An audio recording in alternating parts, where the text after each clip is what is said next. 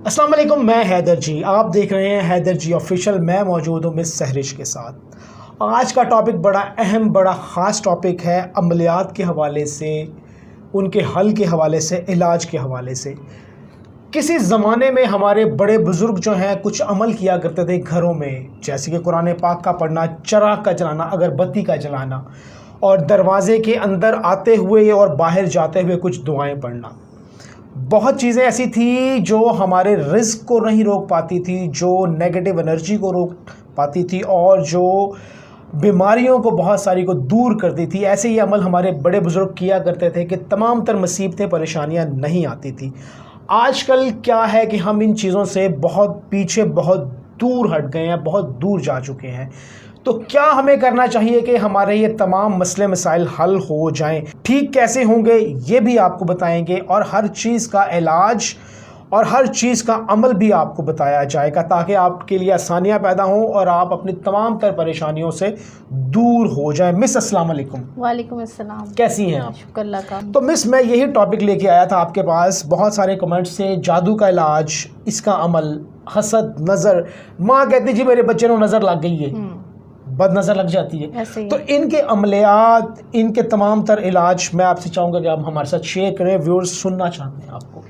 बिल्कुल ऐसा ही होता है, जैसे आपने डिस्कस किया कि पहले हमारे बुज़ुर्ग जो हैं वो बड़ी उनकी ज़िंदगी की रूटीन थी। उनके पास बहुत ज़्यादा एजुकेशन और शऊर नहीं था, लेकिन उन्होंने अडॉप्ट किए हुए थे, अमाल इख्तियार किए हुए थे, मसनून दुआओं का एहतमाम करते थे। और ऐसा नहीं था कि एक दिन पढ़ते थे दूसरे दिन नहीं, उनकी ज़िंदगियाँ गुजर जाती थी इन चीज़ों में। और जिस घर में रोज़ कुरान पढ़ा जाता है, नमाज पढ़ी जाती है, और मुस्तकिल मिजाजी की जो मैं बात कर रही हूँ कि वो उसको छोड़ते नहीं थे, उनका टाइम टेबल और रूटीन। आपको पता है कि नेक जिन्नात भी होते हैं, हमने पहले भी डिस्कस किया, वो आपके आसपास होते हैं। जब आप कुरान पढ़ते हैं, इंसान कुरान पढ़ता है रोज़ उठ के, तो वो आपको पता है वो आपके आसपास बैठ के उसको सुनते हैं, उनको अच्छा लगता है। और अगर वो बंदा कभी किसी दिन मिस कर देता है, वो नहीं पढ़ता, तो वो उसको उठाते हैं। अच्छा, हाँ, वो उसको उठाते हैं। क्यों? क्योंकि उनको उसकी आवाज़ पसंद होती है। नेक जिन्नात जो होते हैं हमारे घरों में, आप खुद सोचें कि एक मुश्किल मिजाजी से एक बंदा एक अमल इख्तियार कर रहा है, और ये जो लोग सुनने वाले हैं उनको इस बात का तजर्बा भी होगा, बस हकीकत से डिनाई नहीं करेंगे कि ऐसा नहीं होता, ऐसा होता है। अगर उनके साथ ऐसा नहीं हो रहा तो उनको अपने बुज़ुर्गों की भी बातें याद होंगी जिनके साथ ऐसा था। और उससे ये क्या होता है, जब वो आपके घर में, आपने बात की कि हम आज हमारे घर में परेशानियाँ क्यों, इसका जवाब भी मैं इसी में आपको दूँगी कि जब आप अमाल इख्तियार करते हैं पॉजिटिव, और वो एक अल्लाह ताला की एक मखलूक, अल्लाह ताला का एक निज़ाम आपके साथ जब चल रहा होता है, तो फिर अगर आपके ऊपर कोई जादू करता है, कोई नेगेटिव एनर्जी आती है, तो वो आपकी बड़ी जल्दी पकड़ी भी जाती है। अच्छा, अगर आपके घर में एक पॉजिटिव चीज़ चल रही हो तो। अगर आपने इस तरह के अमाल को अडॉप्ट नहीं किया होता तो फिर ये चीज़ें बड़ी मुश्किल हो जाती हैं अब डायग्नोज। फिर आपको किसी के पास जाना पड़ता है, वो डायग्नोज करता है, और फिर वो चीज़ें आपकी ज़िंदगी में आती हैं। बात आपने की कि जादू का इलाज कैसे होता है, जिन्नात का इलाज कैसे होता है। पहले ये बीमारियां इतनी ज़्यादा घरों में इतनी रेगुलर नहीं थी, आज घरों में हैं, हम मानते नहीं हैं, क्योंकि जब काम नहीं होते, रुकावट नहीं होती, तो बंदिश होती है। लेकिन हम उसको कहते हैं शायद अल्लाह ताला की आज़माइश है, वो रुक गई हुई है, काम नहीं होते, काम अपने वक्त पे हो भी जाते हैं। ये इसका मतलब नहीं कि हर चीज़ बंदिश ही होती है। लेकिन उसके बाद अगर हम देखें कि हमारे घर में कपड़े गायब हो जाते हैं, कपड़े कटते हैं, पानी के छींटे आते हैं, खून के छींटे आते हैं, गोश्त के टुकड़े गिरते हैं, तो आप खुद सोच लें कि अपने घरों से आवाज़ें आती हैं, लड़ाइयाँ होती हैं, बेतुकी लड़ाइयाँ होती हैं बगैर वजह के, तो इसका मतलब है कि आपके घर में कोई नेगेटिव एनर्जीज़ है। अच्छा। उसका सलूशन तो सिर्फ यही होता है कि आपने कुछ अमाल तैयार करा। आपने जैसे कहा कि लोग खुद से अडॉप्ट करते हैं और वो मिसमैच होते हैं, बिल्कुल सही, मैच नहीं करते। फ़र्ज़ करें आपको कोई पढ़ाई करनी है, आपने कोई करनी है, आपने सदक़ात देने होते हैं, आपने चीनी का देना है, पानी का देना है, मिठाई का देना है, क्योंकि जो नर्जिस आती हैं वो सदक़ात उनके दरकार होते हैं। अगर आप उसकी कंपैटिबिलिटी सदक़ात की नहीं होती, वज़ाइफ की नहीं होती, तो वो चीज़ें आपकी चलती रहती हैं। आपको उसको डायग्नोस करता है आपका मौलिज, और उसको जब मौलिज करता है आप एग्जैक्टली उसको करते हैं, तो वो चीज़ एक मैच करती है और फिर वो चीज़ आपकी ख़त्म हो जाती है। जब हम खुद से एक्सपेरिमेंट करते हैं वो नहीं करना चाहिए। हम बारहा इस बात को कहते हैं। तो फिर अमलियात का इसका मतलब है ये सदक़ात देना क्या है, अमलियात है। चिराग जलाना क्या है, अमलियात है। अगरबत्ती जलाते हैं पैसों के लिए, खुशबू का एक अमल है। बिल्कुल खुशबू के अमल होते हैं। इसके अलावा एक बाकायदा एक तवीज़ लिखा जाता है जिसमें वो अल्लाह ताला के नाम होते हैं। उसमें अत्तर लगाया जाता है जो अपने आप वॉलेट में रखते हैं, बैग में रखते हैं। तो उसमें क्या होती है कि उसमें फिर एनर्जीज नहीं आती नेगेटिव, उसमें बरकत आती है, आपकी सेविंग होती है। अपने अक्सर देखा लोग कंप्लेन करते हैं हम जो चीज़ बचाते हैं सेव करते हैं हमारी तो वो भी नहीं रहती। बिल्कुल सही। और राशन जो है एक टाइम से पहले ख़त्म हो जाता है।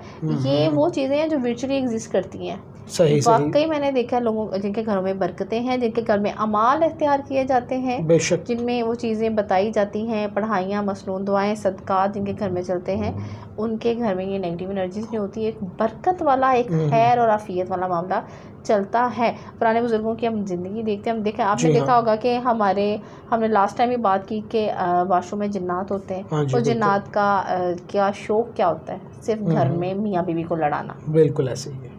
अगर आपके घरों में अभी ये चीज़ें चल रही हैं तो इट मीन्स कि आपको सोचना चाहिए कि वो चीज़ें नेगेटिव एनर्जीज, उसकी क्या एहतियात थी। हमने देखा कि उसकी मसनून दुआओं का एहतमाम करें, वो दरवाजे आपको बंद रखने चाहिए, वो जगह आपको साफ़ रखनी चाहिए। आपको अपने घर में दरख्त है उसके नीचे कूड़ा नहीं रखना चाहिए।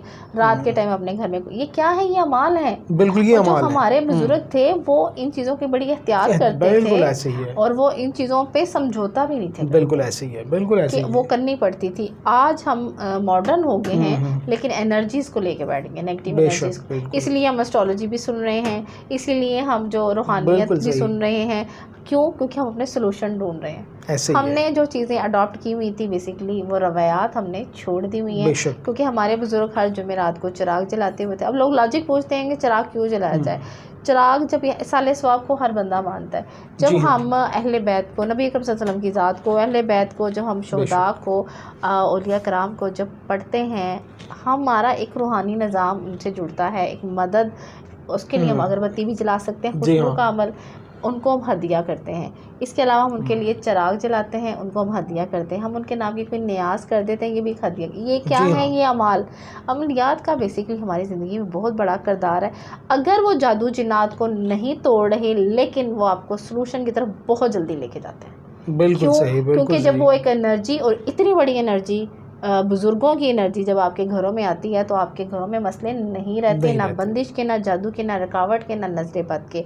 और अगर आए भी वो एनर्जी तो आपको इंडिकेशन अल्लाह ताला की तरफ से आते हैं, एक मदद आती है और आपको एक रहनुमाई मिलती ज़रूर है। क्योंकि हमारे जो बुज़ुर्ग थे, जी, मैं यहाँ पे एक छोटा सा वाक़या कोट करना चाहूँगी कि जब हमारे जो मुग़ल बादशाह थे ना, जी हाँ, आपको पता वो खुद वक्त के वली होते थे। वो तहज्जुद गुज़ार होते थे और वो बाकायदा तौर पे इन एनर्जीज़ पे बिलीव करते थे। अगर जो लोग एस्ट्रोलॉजी को नहीं मानते, उनके लिए बात है कि वो बाकायदा तौर पे जब दरबार लगाते थे तो वहाँ पे ज्योतिषी जिसको बोलते हैं बैठाते थे और उनसे बुला के पूछते थे आज बेस्ट टाइम कौन सा आएगा दुआ की कबूलियत का, और आज नहुसत वाला टाइम कौन सा आएगा। उन दोनों टाइम पे पहले वो टाइम कैलकुलेट करवाते थे। जैसे आप लोग भी हमसे जायचा बनवाते हैं, बर्थ चार्ट बनवाते हैं कि हमारा ये साल कैसा रहेगा, जैसे हम आपको एनर्जीज बताते हैं, इसी तरह वो बनवाते थे। और दोनों टाइम में वो क्या करते थे, अच्छे टाइम में भी और बुरे टाइम में भी वो जय नमाज बिछा लेते थे। बिल्कुल सही। अच्छे टाइम में वो दुआ मांगते थे और बुरे टाइम में वो माफ़ी मांगते थे अल्लाह ताला से, ताकि वो टाइम निकल जाए। आप भी टाइम कैलकुलेट करा सकते हैं आपके लिए बेस्ट टाइम कौन सा है, कौन सा नहीं है, ताकि आप एक बेस्ट डिसीजन लें उस टाइम में। तो ये जो घड़ियाँ होती हैं, ये जो वक़्त होता है, ये एक लेके भी आता है। तो असल में वो लोग खौफ रखते थे और उस टाइम में देखिए नमाज का पढ़ना, उस टाइम में जाए नमाज बिछाना, दुआ करना एक अमल है। बेशक, बिल्कुल ये कमल है। हम बात करें अमलियात की, ठीक है, और एक स्पेसिफिक टाइम में एक नियत करके एक काम से आप अल्लाह ताला से दुआ करते हैं। मैं यहाँ इबादत की बात नहीं करी, यहाँ पे मैं अमल की बात है। अमल के ज़रिए जब हम अल्लाह ताला से मांगते हैं तो वो दुआ वैसे भी कबूल होती है, और जो आप अमल के ज़रिए चीज़ मांगते हैं वो इबादत ही काउंट होती है बेसिकली। हम लोग सारा दिन तस्मीयाँ पढ़ते हैं, हमारी उसमें नीयत नहीं होती, बस सिर्फ तो वो तस्मीह हमारी अपने लिए एक तसल्ली है, एक तसल्ली है। लेकिन जब हम नीयत से स्पेसिफिकली अल्लाह ताला से उसकी नीयत करके मांगते हैं तो उसमें क्या होता है, फोकस हो जाता है अल्लाह ताला की तरफ उस काम को लेके, चाहे वो आप सवाब के लिए क्यों नहीं पढ़े, लेकिन नियत रखें ये सवाब है, ये आपका काम है, काम के लिए पढ़ें तो आपको सवाब है, सवाब के लिए तो आप पढ़ते ही हैं। तो ये अमलियात जो है इसकी अहमियत से तो इनकार कभी भी नहीं किया जा सकता। बिल्कुल ठीक हो गया, बिल्कुल जी, अमलियात की जो अहमियत है इनकार नहीं हो सकते। जैसे कि यूसुफ अलैहिस्सलाम थे, ख्वाबों की ताबीर बताते थे और जो ख्वाब होता था उसकी ऐसी ताबीर बताते थे कि वही होती थी, अल्लाह पाक ने उन्हें नवाजी हुई थी। ऐसे जैसे मैडम ने कहा कि वली औलिया अल्लाह जो होते हैं हर दौर में चलते हैं, वो बता सकते हैं हर चीज़ को। तो अमल जो है वो आप जब करवाते हैं या करते हैं तो उसका एक जो तरीक़ाकार है मैडम ने बताया, उस पर बिल्कुल अमल करें ताकि आपके लिए आसानियाँ पैदा हो जाए। इसी के साथ मुझे और मैम को इजाज़त दीजिएगा। अल्लाह हाफ़िज़ मिस, बहुत शुक्रिया।